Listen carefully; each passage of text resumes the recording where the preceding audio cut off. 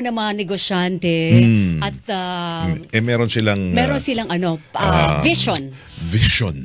Meron silang pangarap para po sa bansang Pilipinas. Tayo at ang raw, maganda dito, tayo raw partner sa loob ng ilang taon na lang by 2050. 2050 pero 2040 pa muna. 2040 or 17 years from now. Wow, nabilang mo. Posibleng pwede tayong mapabilang sa listahan ng mga first world countries. Yan. Medyo Tapos may pagdating ng 2050, ang kanilang vision, tayo ay mahahanay bilang isa sa top 20 economies sa buong mundo. Ayun. Pero siguro sabihin ninyo, para suntok sa buwan. Pero tingnan para natin, magkaroon ng vision na yon, I'm sure meron silang plataforma. May plano. O meron silang action plan kung paano mangyayari ito. Sige nga, alamin natin mula ho sa isang makakausap natin na visionary, ito'y pamilyar na ho sa inyo ang pangalan ho niya. Dahil marami na ho siyang nagawa. Infrastructure, mga development pa. Baka yung iba ho doon, ginagawa pa rin hanggang sa ngayon. Eksperto sa urban development. Urban development. Yan. Sa linya ho natin ngayong hapon, walang iba kundi si Architect Felino Palafox, Urban Planner. Yung titulo niya, yun lang gusto niya tawag, Urban Planner. At ito mga nabanggit natin ng mga pangarap at vision, pag-uusapan nila ito sa PCCI 49 Business Conference. Ano yung PCCI? Yan. Philippine Chamber of and Commerce Incorporated. Yan, tama yan. Ito na, game na tayo. Architect June, magandang hapon po sa inyo. Kami po, Double Weng sa Double B. Welcome back. Natin, nakausap na namin kayo. Totoo ka dyan. Magandang hapon po, Architect. Yan, Philippine Chamber of Commerce and Industry. Ma'am Weng and Sir Weng. Double Weng. Nahiya naman ako para tawagin na isang Architect June Palafox na ma'am. Sir Weng na lang po. Sir, maraming salamat sa pagpapaunlak. Pero nagulat kami ni Weng dito sa magiging topic natin ngayong hapon. Sabi nga namin magkakaroon kayo ng, di ba, PCCI's 49th Business Conference. At ang magiging focus ng conference na yun ay yung vision ng inyong organisasyon para maging isa sa mga top economies ang Pilipinas sa buong mundo. Pakilala nyo na sa amin, pero gusto ko malaman unang-una, ano ba talaga tayo, Pilipinas? Third world country ba ho tayo? Natulungan ko na ibang bayan, naging first world in 15 years, like Dubai. I was invited, named hired to help plan the desert town of Dubai in 1977. And vision ng ruler ng Dubai, first world and desertong Dubai in 15 years. They were able to achieve it. Sa bayan naman natin, we used to be number 2 in Asia after Japan from the 1930s to 1970s. And if you rotate the map of the world, the Philippines is right in the center. And we have so many things going for us. We're number 1 in the world in marine biodiversity. We're number 1 in safe or seamen. We're now number 1 in call centers. I like to believe we are number 1 in nurses. We're number 2 in geothermal energy. Number 2 in BPOs. We have the 3rd or 5th longest coastline in the world, longer than mainland USA. Some countries like when we plan Dubai, kulang sa waterfront, kaya gumawa ng Palm Islands. They excavated the desert. And I think Russia invaded Ukraine to have more waterfront.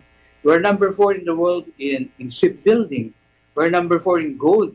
We're number 5 in all other mineral resources. And our mineral resources is worth more than $3 trillion US. So we should really be a first world. We are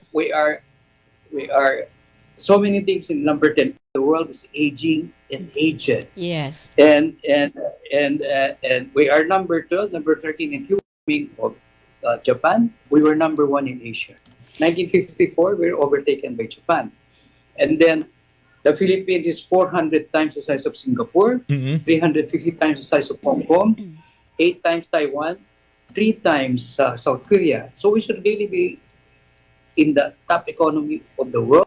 I'm fortunate that I worked hard by Asian Development Bank to help in the preparation today towards the cabinet members tell us by 2028, we are an upper middle income country. 2030, we should be able to address many of our challenges. 2040, we are a first world country. 2050, number 16 top economy in the world. I'm not the only one saying that. It was a forecast from HSBC and Goldman Sachs. But we really have to work together.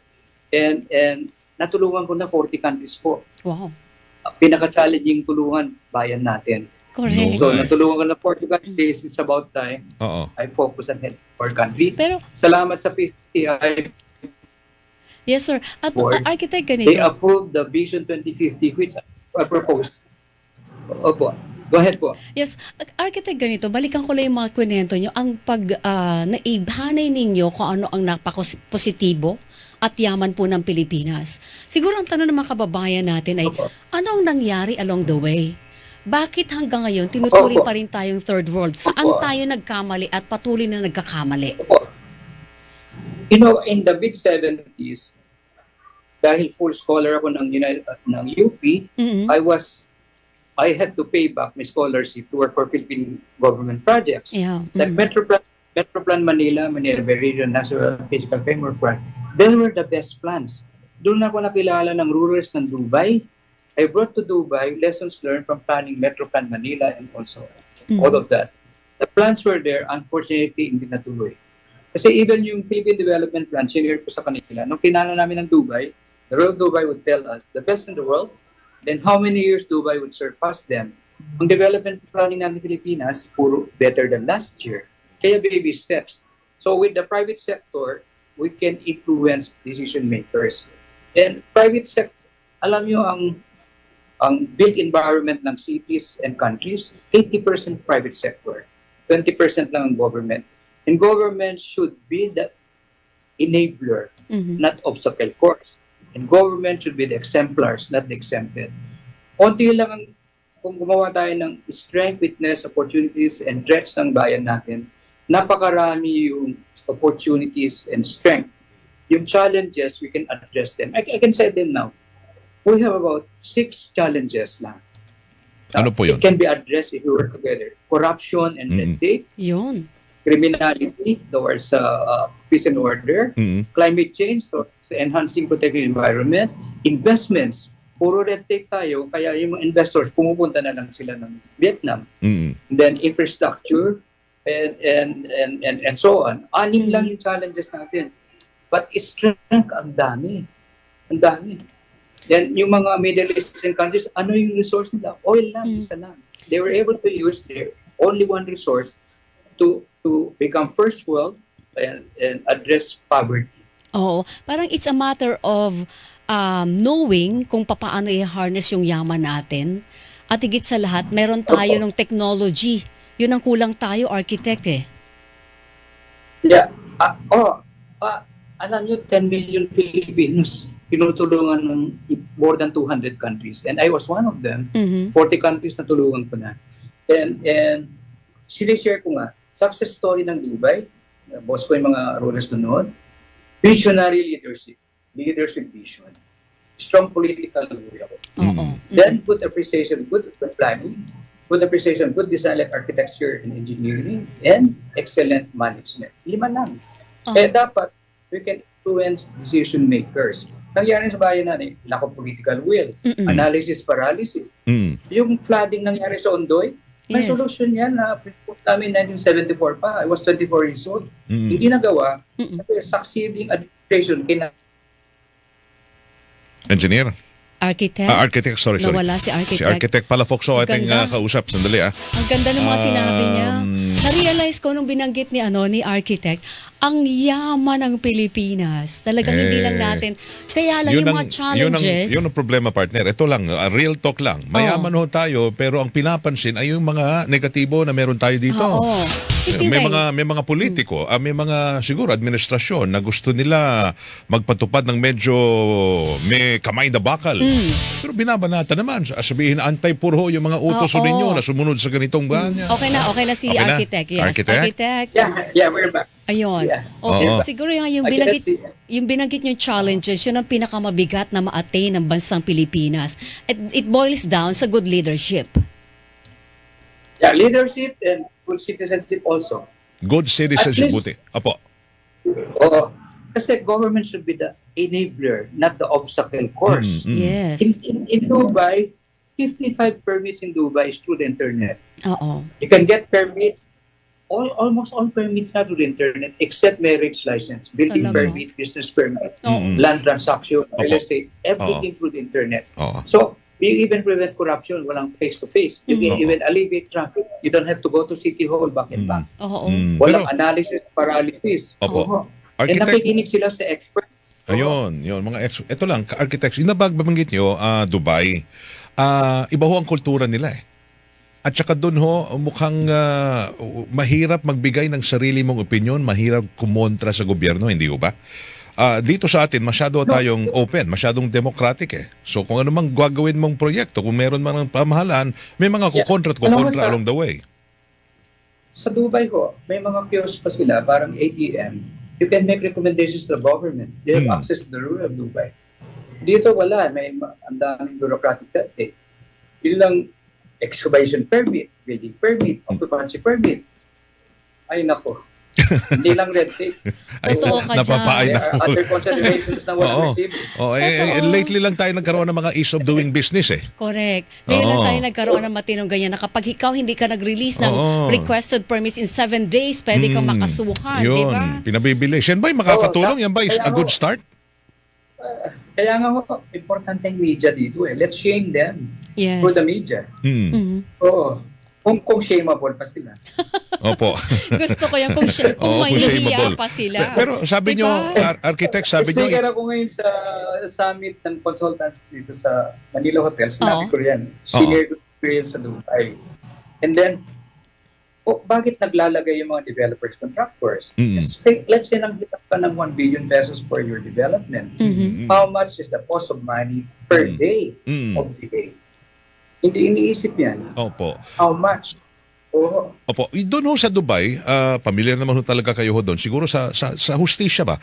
Pag may corruption, anong ginagawa ho doon sa mga corrupt? Pinuputo lang kami. O yun, pwede ba natin gawin yan dito? Kaya, pag gano'n. Sa mga permits sa Dubai, yung mga nagbibigay ng permits, may CCTV camera, yung mga tables nila, walang drawer yung tables. Oh, talaga? Para maglagay. Wala. Tapos may CCTV camera. Tapos through the internet, kung kailangan face-to-face, yung table, clear, walang drawer. Yun. Wala rin bulsa. Walang sumusubo ng mga dolyar doon. Oo. Tapos may CCTV camera. Why don't we do that? Yun. Lahat na nagbibigay ng permit. And sabi ko rin, if there are no bribers, there are no bribes. Correct. There are no briberies. Oo. Pero, kasi iba rin, nagbribe and they violate that. Yes. Like, sabi ko nga, I wrote an article, Corruption Kills. Opo. Let's say yung mga buildings infrastructure may corruption, I think they will collapse on a magnitude 7.2. Ganon. Yeah, corruption kills. Kita ko yan, disaster sa atin. Substandard yung concrete mix, steel bars. Paano sila nabigyan ng building permit? Yun. Totoo Paano yan. nabigyan ng budget? Pero architect, dito sa sa inyong vision, sabi ninyo, by 2030, dapat meron na tayo ng 17 sustainable goals para mapunta tayo sa first world country ng 2040. Ano po yung sinasabi niyo sustainable goals? At least yung pinaka mga top na dapat nating matamo by 2030. Like sa our company, sa Palafox, we have development guidelines. Green architecture, green engineering, green buildings, green transport, green jobs, green interiors, green sustainable development. That's part of our advocacy. And we go beyond the people bottom line. Like people first or social equity, alleviate poverty, and job creation. Then we talk about planet Earth for the environment. And then we can have the prosperity, economic goals, and profit, then culture, history, and heritage, and interfaith spirituality. Planning is balance. Yes. Nangyayari sa bayan natin, puro imbalance. Let's say, tignan natin ng mga employment centers like Makati. The employees of Makati are priced out of the housing stock of Makati. In 1973, sinulat ko sa their paper ko, development is not worthy of a name unless it's spread evenly like butter and a piece of bread. Sa Harvard, nagpagturo rin tayo doon, meron sila sa Boston, Massachusetts, anti-snub zoning, bawal ang snabero, walang gated communities, inclusive growth, ang tawag nila ngayon. There are so many best practices in the world that we can get inspiration from. We don't have to reinvent the wheel. And nagawa na. I've done 1,800 projects in 40 countries. Mas nakikinig sila abroad kaysa bayan natin. Very challenging dito. But if you have the private sector, business community, civil society, and media especially. Kaya, conversations like this, I hope big decision makers are listening. Okay. Architect, ito, ano ba ang nakikita nyong pwedeng sa mga syudad ho natin dito, may nakikita ba ho kayo? Hindi naman natin pwedeng i-first world lahat ng sulok ng Pilipinas agad-agad at the same time. May mga indikasyon ba na may mga syudad na pwede na hong ma-develop na into a good or developing city? Yeah. Opo, in fact, by 2050, with 150 million Filipinos, we need 100 new cities. Ginagawa namin ngayon around 10 new cities. Like Clark, we must reference Clark, Aerotropolis Airport, River City, the largest airport in our country, in San Miguel sa Bulacan. Then from Ilocos Norte to Zamboanga to Davao. Metro Davao, ang sarap kanuhin. One political will. Metro Davao, 8 LGUs, 10 times larger than Metro Manila, 9 times Singapore, 6 times Hong Kong. One political will. Metro Manila, 17 political wills. Kaya, more challenging to plan Metro Manila. Ito ang tanong ko, Architect. Yung Metro Manila ba may pag-asa pa? Oy, capital city of the Kaya nga, exactly. Metro Manila ba? Yung lima. Yung lima ho. Visionary leadership, political will, good planning, good architecture and design, and excellent management. Ano yung limang Kaya yun? dapat, yung sinabi kong success story ng Dubai, Singapore, and so on. We need visionary leaders. We need strong political will. Dapat shared political will in the 17th. And then we know the mistakes of Metro Manila. Like EDSA corridor is how not to do it. EDSA is functioning at 8 parallel roads. Saan yun 8 parallel roads? Inside gated communities and gated military camps.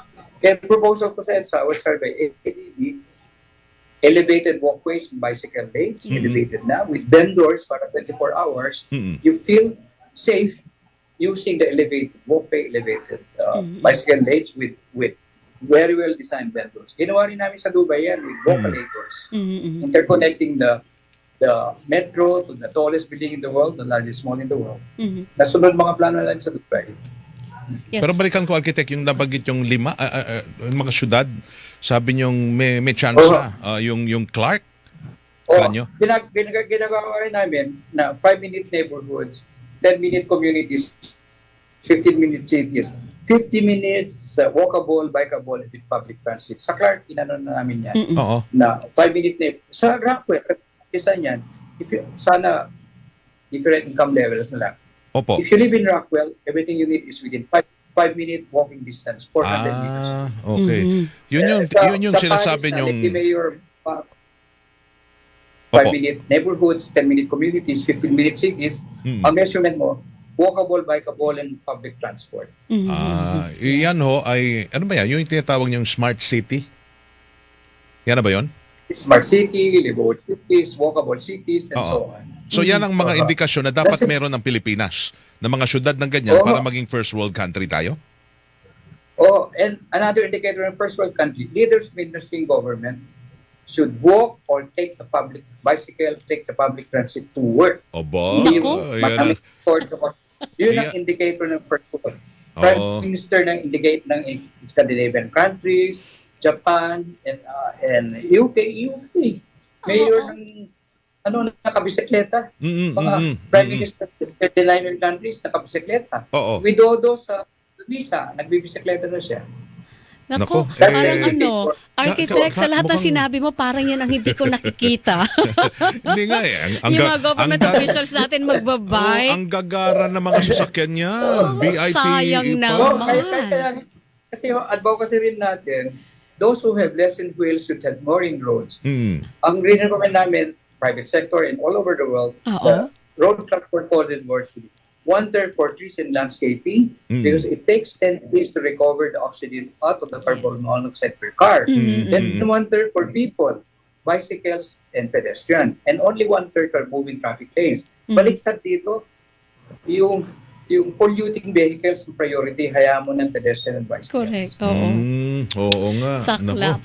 Ayun, ulitin ko lang. Yung tanong ko kanina, Architect, hindi ko lang na-get na masyado. Yung iba't ibang syudad sa Metro Manila, lalong-lalo na yung, halimbawa, Maynila, Pasay, masisikip yan. Pwede pa nating ayusin ang kanilang urban planning, ihabol sa pagkakataong ito para maging mas maunlad silang lungsod?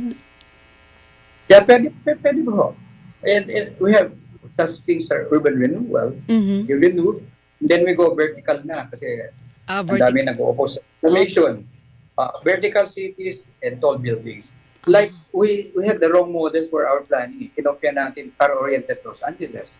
Asian neighbors natin, European planning, Japanese planning. Vertical cities. Like Singapore is a vertical city and they have 45% of space. Ang Hong Kong is a vertical city, 71% open space. Dito sa atin, urban sprawl. Mabababa, kaya wala ng open spaces. Pagkakalayo ang destination. Yung binabanggit yung architect, yung binabanggit yung vertical city, ano yan? Ano ibig sabihin yung vertical city na yan? Syudad rin yan, ha? Tall buildings. Puro skyscrapers. Okay. Like the tallest building in the world, Burj Khalifa in Dubai. It's like a vertical village. Place to live, work, shop, and dine, learn and worship. One building lang siya. Kaya we propose also mixed-use development. Like, in the future, cities should be now the upper floors, place to live, middle floors, place to work, ground floors, place to shop and dine, and so on. Yung mga, sabi ka na sa American Planning Association, American Super active member. Yung mga large single-family homes na middle of the city had larger carbon footprint because they are arrogating to themselves prime urban land resources, preventing more families to live closer to their places of work. So yung Makati is not to do it, even for Bonifacio, na-exclude ang employees. Kaya mga cities, ginagawa namin ngayon, meron what we call human capital villages for employees. Also, silver hair villages for retirees. Ang nangyayari sa atin, employment centers, in-exclude ang employee housing. Kaya sabi ko, Makati CBD for Bonifacio, employees there spend about 4 hours to 6 hours a day in traffic. Para silang, you compute that 40 years of economic life, you would have wasted 10 years of your life in traffic. Totoo. Kaya lang, parang malaking challenge masyado, architect, kasi yung napakatagal ng pinaplano ng gobyerno at ng Kongreso na ma-decongest ang Metro Manila, hanggang ngayon hindi natutupad eh. Naplano namin yan, 1970s pa. Ang tagal. Hanggang ngayon wala. Sikip na tayo. Kasi planning is balanced. Even our national imbalance. Imperial Manila, monocentric. Cities in the world are polycentric in their countries. Maraming centers. Hindi lang nag-iisa. Lahat. Puro how not to do it. What we're doing. Monocentric. It should be polycentric. Maraming sentro. So you distribute the centers na malalapit sa bahay. Let's say we can actually, if we plan our country like Singapore, we can accommodate 2 billion people with vertical cities and 45% open spaces. Hindi o pag ganun? We have to, kaya advocacy natin, we have to re-educate decision makers. Like meron isang city, kapag ko yung planning official niya, bakit yung pinayagan na ibenta yung open space? Bakit yung pinayagan in-increase ang density, in-increase ang access capacity, public transport, and so. Alam mo, sinagot sa akin. May PhD pa sa regional planning. Architect. Urban planning in our LGU is a political decision, not urban planning decision. Eto naman, dahil in-approve na ng PCCI yung inyong vision na yan, yung isang mabigat na hamon dyan, architect, ay yung implementasyon. Paano po yung maging you have to really have a very strong relationship, cooperation, and syempre yung pagpopondo ng plano, kasama po ang gobyerno. Kaya nga, I'm fortunate na first time nag-hire ang external consultants ng Philippine Development Plan 2023 to 2028. And I was paid by Asian Development Plan, not the governor, not the government. So it was nice that I was able to share. Hindi ko na ini-edit ko anong sabihin ko. Kasi hindi naman gobyerno nag-hire sa akin. Nasabi ko, best practices in the world, na-share ko. I submitted 105 pages in recommendations, like more than 30 modes of transportation, more than 20 kinds of infrastructure. Sinabit ko yan. Kaya lang nung sinamarize sa 105 pages ko, naging 12 pages na lang. But, advocacy ko na rin yan. Parang nangungulit na rin ako na keep recommending it. It's good. Like, sa PCCI, I'm Vice President and Director for Infrastructure, Construction, Environment, and Climate Change. Sa Management of Social Philippines, I was past President and I chaired the Urban Development Committee. American Chamber of Commerce, I chair the Urban Development Environment Committee, Canadian Chamber of Commerce, and the Canadian, I'm a governor. Kaya different business organizations, kasi pag nag-iisa kang nagtutumo, hindi pinapansin, like mga recommendations sa decision makers before. A positive recommendation, inapagay nila sa complaints division, hindi sa recommendations. But maybe, may I have this opportunity rin to invite everyone, October 25, 26, for the Philippine Business Conference. It's the largest business conference in our country every year. And we'll have the participation of big conglomerates, nation builders, cabinet members, ambassadors of the US, India, Japan, China, and so on. Sinabihin lang ako, huwag magkasabay US ambassador and Chinese ambassador. So, congratulations. Ngayon pa lang po, architects, congratulations na napakaganda ng vision at kasama po kami sa nangangarap na matupad ito. Habol lang ako, sa vision na yan, by 2050, kung magiging first world country tayo, gaano na lamang kababa ang poverty rate? Dapat address din po yan. Kaya ang sabi ko, people first for social equity. Even before we then environment, then economic goals. Una dapat social equity, people first. Poverty alleviation and job creation. Yun dapat number 1 goal. Yan. Kaya there should be a hierarchy of goals talaga. And dapat mga decision ng government balance. Hindi yung isang sector lang. It should be interdisciplinary, multidisciplinary, cross-disciplinary. Tapos kasi sometimes mga decision making natin parang vertical elevators without the floors. Hindi sila na-connect.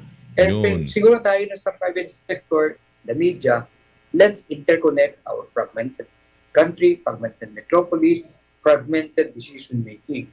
Seamless connectivity. Yun ang assignment ng ADB sa akin for Philippine Development Plan. Seamless connectivity. Sige, we will connect. We will connect. Salamat.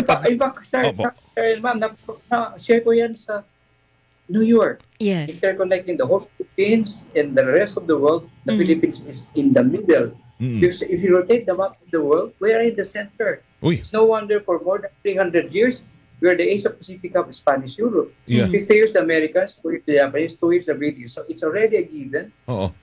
Our beautiful islands, superpower countries will be interested in our beautiful islands. It's already a given. Opo, maganda ho yan. Talagang ever since naman, marami nagko-connect sa atin ng mga mayayamang bansa. At pangarap po naming lahat, sabi nga dito, sana maabutan po naming lahat. Tayo na lang naiwanan. Architect, thank you po, sir, sa oras. Dami naming yumaman utak namin. Thank you. Thank you so much po. Thank you po. Very much po. Yes, thank you, PCCI. Si Architect Felino Palafox, Urban Planner. Kita nyo naman ho yan. Maganda na ibababa natin yung ganong level ng discussion. 70s pa pala nandun na tayo 70s. Ano nangyari? Number 2 na nga raw tayo sa Japan. Ako po, nawala na tayo. Ang daming mga kanya-kanyang kwento na. Dapat noon pa. Kaso may pag-asa pa naman ho. Weng, kita mo naman, ang isa sa binanggit niya talaga, top sa challenge na binanggit niya para sa realization at kung bakit din tayo umatras yung ating development ay naging paurong dahil sa corruption. At saka yung iba, may mga proyektong magaganda dahil hindi nakapangalan sa kanila, hindi maalala ng tao sa kanila yon, tinitigil. Wala na, stop na natin yan. Ngayon nabaha tayo. Lalo pag magkalaban sa politika, ihinto yun. Di ba? Hindi nakikita yung maganda, dapat ipagpatuloy. Tsaka ano naman wag na kayong mag-credit grab sa mga projects. Total taong bayan ang gumastos doon, hindi naman po kayo. Nagkataon lang na kayo yung kongresista, kayo yung pangulo, kayo ang... Diba? Hindi po yun yung proyekto. Baka kung pwede gawing batas, putol dali yung mga nakokorap. At walang drawer ang mga table sa mga tanggapan ng gobyerno. Gayahin yun, Dubai. Tingnan natin kung maraming kokontra yan. Maraming kokontra. Diba? Wish lang natin yan. Pero dapat hindi na umabot sa ganun. Yung pagmamahal natin sa bansa, gawin na ho natin ngayon. Hindi yung pagmamahal nyo sa bulsa ninyo. Na dapat matabayan palagi. Hindi mahal daw kasi ang bigas. Hindi yung mamahaling sasakyan ang minamahalo ninyo. Diba? Dapat nga kayo public transport na para maramdaman. Dapat meron ganun, may batas. Ang ganda rin sinabi ni Architect kanina, dapat ang mga government officials, dapat nagbaba. Nako, Ngayon, pag nagkasakit naman kayo, doon kayo sa public hospital. Hindi. Pag government government Hindi. Eh? Malaki ang coverage ng kanilang HMO. Biro mo, taas magbabayad. Doon sila sa Taong ospital bayan. na presyo pala nakamamatay na. Biro mo. Oo. Bulak pa lang. 1,000 na presyo. Sandali. Ang ating nakausap muli ay ang architect na talagang kilala niya na, Felino Palafox, urban planner. At yung kung meron silang gagawin. 49th Business Conference, Philippine Chamber of Commerce and Industry or PCCI. Yan, abangan nyo yan mga kapuso't. Babalik ko tayo. Oras na ho natin. Alas 4:40 ng hapon. Double Weng sa Double B. DOBOL B, #1 sa Mega Manila. Ako si Albert Cruz, isang manunulat. Sa aking pagsusulat, iniisip ko kung paano sinulat ng Panginoon ang buhay